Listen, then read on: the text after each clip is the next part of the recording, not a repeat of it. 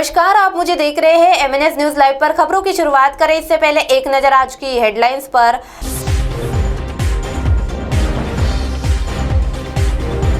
Salon gym पर फिर गिरी गाज, 2 शावकों के साथ दिखी बागिन, नजर नहीं आ रही बारिश पूर्व तैयारी। आइए देखते हैं खबरें अब विस्तार से। सलून जिम पर फिर गिरी गाज। इस बार भी salon, spa, beauty parlour, gym को खोलने की इजाजत नहीं दी गई है, जिसके कारण नाई समाज और जिम संचालकों में उदासी का माहौल है। जिला प्रशासन ने लगभग सभी सेक्टरों को खोलने का निर्णय लिया है, जिसके कारण बाजार में अच्छी चहलकदमी देखने को भी मिली। व्यापारियों में भी उत्साह का माहौल देखा गया, लेकिन इस बार भी salon, spa, beauty parlour, gym खोलने की इजाजत नहीं दी गई, जिसके कारण नाई समाज और जिम संचालकों में उदासी का माहौल है। उनका कहना है कि जानबूझकर उनके साथ अन्याय किया जा रहा है। सलून संचालकों ने कहा कि उन्हें भी कारोबार करने की अनुमति मिलनी चाहिए। सलून बंद होने से उनकी आर्थिक हालत काफी खराब हो चुकी है। उनका कहना है कि सलून में काम करने वाले तो रोजी रोटी के लिए तरस रहे हैं। कोई फुटपाथ पर सब्जी बेच रहा है तो कोई और कुछ और काम कर अपना जीवन यापन कर रहा है। सरकार को इनकी मजबूरियों के बारे में विचार करना चाहिए।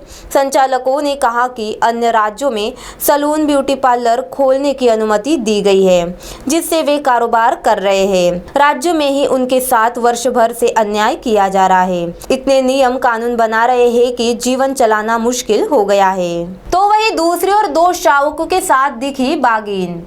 वेसूर ग्राम परिसर में मंगलवार की सुबह एक बागिन अपने 2 शावकों के साथ देखी गई। उमरेड दक्षिण वन परिक्षेत्र के तहत 4 गांव राउंड अंतर्गत 4 गांव फॉरेस्ट बीट के चिकलापार तथा बेसूर ग्राम परिसर में रमेश डुमरे के बाम्बू वन में मंगलवार की सुबह एक बागिन अपने 2 शावकों के साथ देखी गई।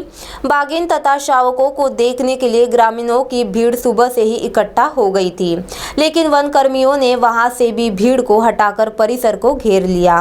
बागिन की उम्र लगभग 5 से 6 साल तथा 2 शावकों की उम्र करीब 1.5 साल की होंगी। प्राप्त जानकारी के अनुसार नागपुर प्रादेशिक वन विभाग के तहत उमरेड दक्षिण वन परिक्षेत्र के 4 गांव फॉरेस्ट बीट में चिकलापार से बेसूर के बीच उमरेड के रमेश टेम्बुरे की बाम्बू की खेती है, जहां उनके नौकर बाबाराव राउत को सुबह बागिन तथा उसके 2 शावक दिखे। उसने खेत मालिक डुमरे तथा चिकलखापा ग्राम के पुलिस पाटिल, पांडुरंग नाकाड़े आदि को इसकी जानकारी दी। पुलिस पाटिल ने उमरेड दक्षिण वन परिक्षेत्र अधिकारी वैष्णवी झरे को सूचना दी। तो वही तीसरी ओर नजर नहीं आ रही बारिश पूर्व तैयारियां।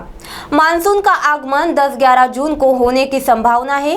बावजूद इसके नगर प्रशासन व अन्य विभागों द्वारा बारिश पूर्व तैयारियां शहर में नजर नहीं आ रही है, जिसका परिणाम अंततः जनता को ही भुगतना पड़ेगा। मनपा प्रशासन द्वारा तो हर वर्ष की तरह इस वर्ष भी केवल नाग, पीली, पोरा नदियों की सफाई की जा रही है। संकलित नालों व नालियों के अलावा स्टॉर्म वाटर ड्रेनेज की सफाई नहीं की गई है। बारिश में निकासी व्यवस्था पोल खुलने वाली है।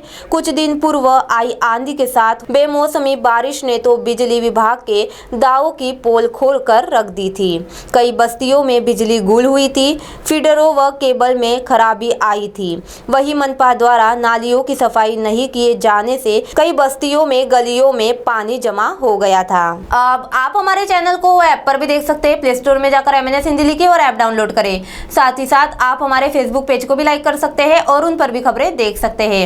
लिंक ट्विटर, हाइक, इंस्टाग्राम पर भी आप हमारी खबरें देख सकते हैं। आप हमारे चैनल को यूट्यूब पर भी देख सकते हैं और इसे यूट्यूब पर सब्सक्राइब करना ना भूलें। अब फिलहाल वक्त आ चला है एक ब्रेक का। ब्रेक से लौटने के बाद देखते हैं देश और दुनिया की तमाम कुछ खास खबर। धन्यवाद।